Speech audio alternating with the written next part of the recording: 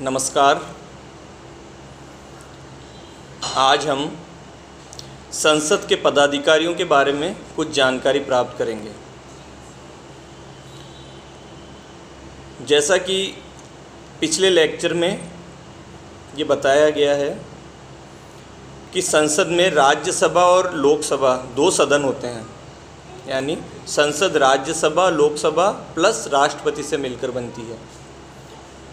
तो हम राज्यसभा और लोकसभा के पदाधिकारियों के बारे में आज जानकारी प्राप्त करेंगे।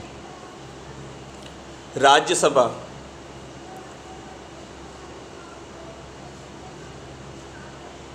अपर हाउस, इसमें एक अध्यक्ष और एक उपाध्यक्ष होता है। इसी प्रकार लोकसभा यानी लोअर हाउस, इसमें भी एक अध्यक्ष और एक उपाध्यक्ष होता है। दोनों सदनों के अध्यक्ष अपने अपने सदनों के बैठकों की अध्यक्षता करते हैं। इस प्रकार दोनों सदनों में पृथक पृथक अधिकारी होते हैं, एक अध्यक्ष और एक उपाध्यक्ष। अब आइए लोकसभा के अध्यक्ष और उपाध्यक्ष के बारे में चर्चा करें। लोकसभा का अध्यक्ष, प्रेसिडेंट ऑफ लोकसभा, इसे स्पीकर कहा जाता है। लोकसभा के अध्यक्ष को स्पीकर कहा जाता है। वह लोकसभा का प्रमुख अधिकारी है। वही लोकसभा की बैठकों की अध्यक्षता करता है। उसकी शक्ति व अधिकार वास्तव में सदन की शक्ति तथा अधिकार होते हैं। अनुच्छेद 93 आर्टिकल 93 के द्वारा लोकसभा के सदस्य अपने बीच से यानी अपने सदस्यों में से ही किसी एक व्यक्ति को अध्यक्ष चुनते हैं। उपाध्यक्ष भी लोकसभा के सदस्यों के बीच उन्हीं के सदस्यों द्वारा एक व्यक्ति को चुना जाता है। उपाध्यक्ष अध्यक्ष की अनुपस्थिति में कार्य करता है, बैठकों की अध्यक्षता करता है। यदि उपाध्यक्ष एवं अध्यक्ष दोनों ही अनुपस्थित हों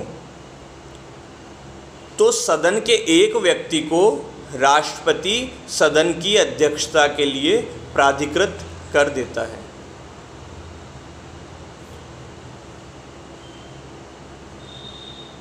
अब इनकी पदावधि के बारे में देखें।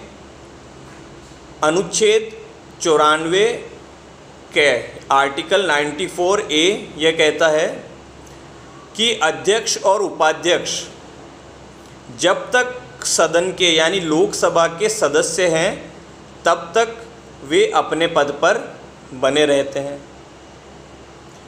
अब एक स्थिति आती है कि लोकसभा अगर भंग कर दी जाए तो अध्यक्ष की पदावधि पर उसका क्या प्रभाव पड़ेगा।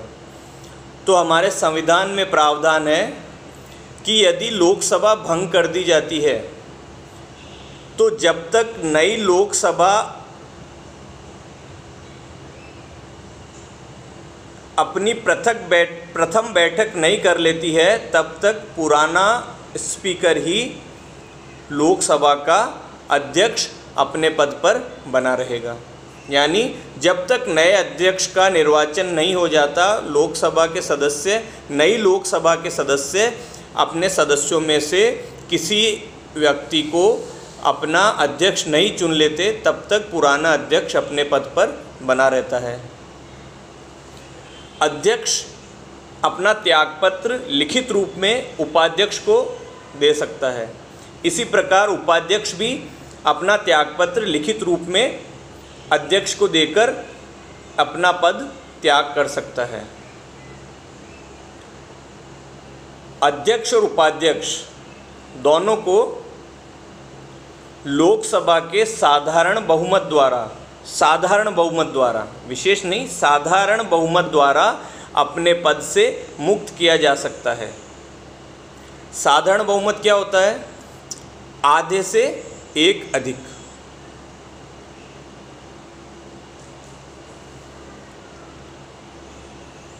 तो इस प्रकार लोकसभा के साधारण बहुमत से पदमुक्त किया जा सकता है।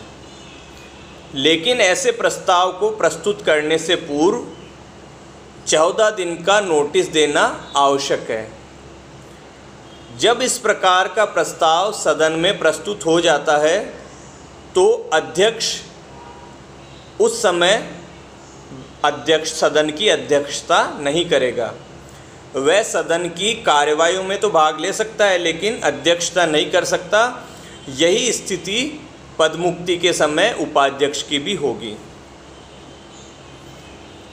अध्यक्ष और उपाध्यक्ष को ऐसे वेतन और भत्ते दिए जाएंगे जिन्हें संसद समय समय पर विधि बनाकर निर्धारित करें, और जब तक संसद ऐसी कोई विधि पारित नहीं की जा करती है तब तक उन्हें वो वेतन और भत्ते प्राप्त होंगे जो संविधान की द्वितीय अनुसूची सेकंड शेड्यूल दूसरी अनुसूची में वर्णित है। लोकसभा के अध्यक्ष यानी स्पीकर का पद बहुत ही सम्मान और गरिमा का है। सदन की कार्यवाहियों को नियमित करने की विस्तृत शक्तियां लोकसभा अध्यक्ष के पास होती है। अध्यक्ष का प्रमुख कार्य है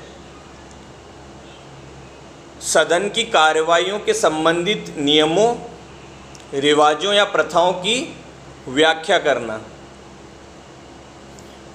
अनुच्छेद 110(3) के द्वारा अध्यक्ष को यह अंतिम अधिकार है कि वह यह विनिश्चित करे कि कौन सा विधेयक धन विधेयक है, यानी धन विधेयक को धन विधेयक बनाना, उसे घोषित करना लोकसभा के स्पीकर का अनन्य अधिकार है। तो इस प्रकार लोकसभा का स्पीकर ये निर्धारित करता है कि कौन सा विधेयक धन विधेयक है और कौन सा विधेयक धन विधेयक नहीं है। यानी जब वो विधेयक राष्ट्रपति के पास स्वीकृति के लिए भेजा जाता है तो उस पर लोकसभा के स्पीकर का ये रिमार्क होता है, ये टिप्पणी होती है कि यह विधेयक धन विधेयक है।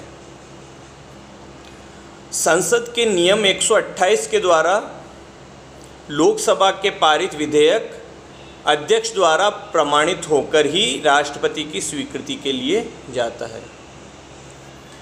अध्यक्ष ही लोकसभा का स्थगन करता है, यानी स्थगन आदेश भी अध्यक्ष द्वारा स्पीकर द्वारा ही दिया जाता है।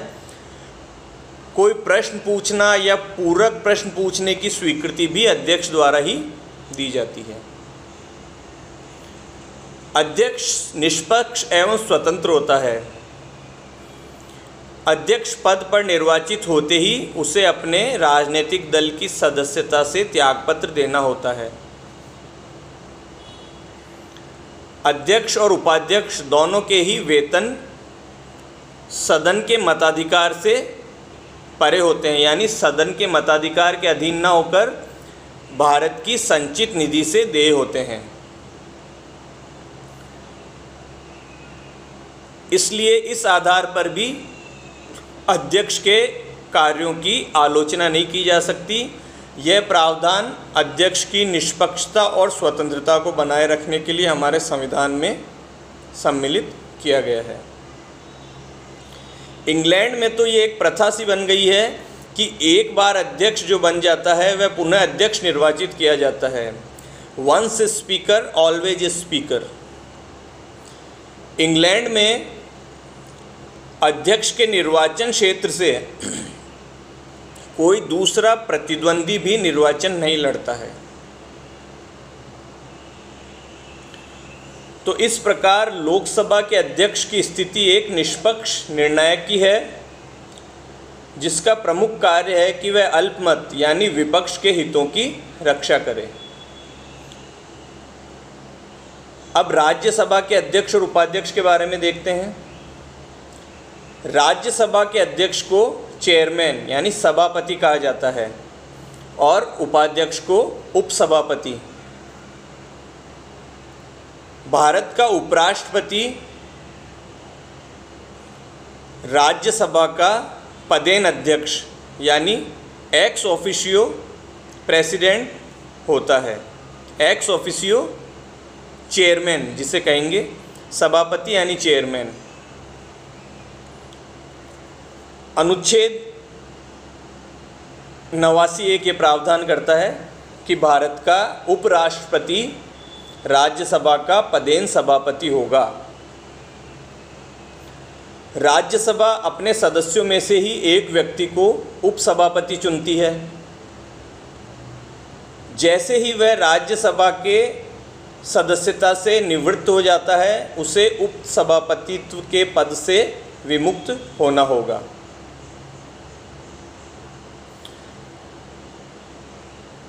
अपने कार्यकाल की समाप्ति से पूर्व भी अनुच्छेद 90 आर्टिकल 90B के अंतर्गत उपसभापति सभापति को लिखित रूप में त्यागपत्र दे सकता है। उपसभापति को राज्यसभा के सदस्यों के साधारण बहुमत द्वारा भी एक प्रस्ताव पारित करके पदमुक्त किया जा सकता है, लेकिन ऐसा करने से पूर्व यानी ऐसा प्रस्ताव प्रस्तुत करने से पूर्व कम से कम 14 दिन का नोटिस देना आवश्यक है। उपसभापति सभापति की अनुपस्थिति में सभापति के कार्य करता है। जैसे एक उदाहरण के स्वरूप, जब राष्ट्रपति की अनुपस्थिति में राष्ट्रपति के कार्य उपराष्ट्रपति करता है, तो राज्यसभा का उपसभापति सभापति के कर्तव्यों का निर्वहन करेगा। यदि राज्यसभा का सभापति और उपसभापति दोनों ही अनुपस्थित हैं, तो राष्ट्रपति राज्यसभा के सदस्यों में से ही किसी एक व्यक्ति को सभा का कार्य करने के लिए नियुक्त करेगा। जब उपराष्ट्रपति के विरुद्ध सदन में उसे हटाए जाने के प्रस्ताव पर विचार विमर्श किया जा रहा हो, तो उपराष्ट्रपति राज्यसभा की अध्यक्षता नहीं करेगा। उस स्थिति में उपराष्ट्रपति को सभा की कार्यवाहियों में भाग लेने और अपना पक्ष स्पष्ट करने का अधिकार होगा, परंतु वह मताधिकार से वंचित होगा, यानी वह मत देने का अधिकारी नहीं होगा। राज्यसभा के सभापति और उपसभापति वेतन और वे भत्ते प्राप्त करेंगे जो संसद विधि द्वारा निश्चित करे।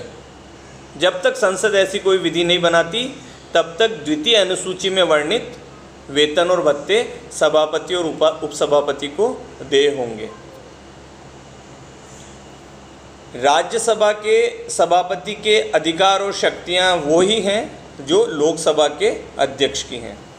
इस प्रकार सारांश में लोकसभा के अध्यक्ष को स्पीकर कहा जाता है, जबकि राज्यसभा के अध्यक्ष को सभापति यानी चेयरमैन कहा जाता है। लोकसभा अपने सदस्यों में से स्पीकर यानी अध्यक्ष और उपाध्यक्ष का चुनाव करती है, जबकि राज्यसभा का सभापति भारत का उपराष्ट्रपति पदेन होता है, यानी कि भारत का उपराष्ट्रपति पदेन एक्स ऑफिशियो राज्यसभा का सभापति चेयरमैन होगा। राज्यसभा भी अपने सदस्यों में से किसी एक व्यक्ति को उपसभापति चुनती है। लोकसभा के अध्यक्ष और उपाध्यक्ष जब तक वो सदन के सदस्य हैं तब तक अपने पद पर बने रहते हैं। उससे पूर्व भी अध्यक्ष उपाध्यक्ष को और उपाध्यक्ष अध्यक्ष को लिखित रूप में त्यागपत्र सौंप सकते हैं। राज्यसभा का उपसभापति जब तक राज्यसभा का सदस्य है तब तक अपने पद पर बना रहता है। उससे पूर्व भी वह सभापति को लिखित में अपना त्यागपत्र दे सकता है। लोकसभा का सदस्य, लोकसभा का अध्यक्ष यानी स्पीकर लोकसभा के सदस्यों की, लोकसभा के बैठकों की अध्यक्षता करता है। लोकसभा के संबंध में, कार्यवाही के संबंध में, प्रक्रिया के संबंध में नियम बनाता है और रिवाजों और प्रथाओं की व्याख्या करता है। इसी प्रकार राज्यसभा के सदस्य, राज्यसभा के सभापति द्वारा भी लोकसभा के स्पीकर के समकक्षी अधिकार और शक्तियों का प्रयोग किया जाता है। आज के लिए इतना ही, धन्यवाद।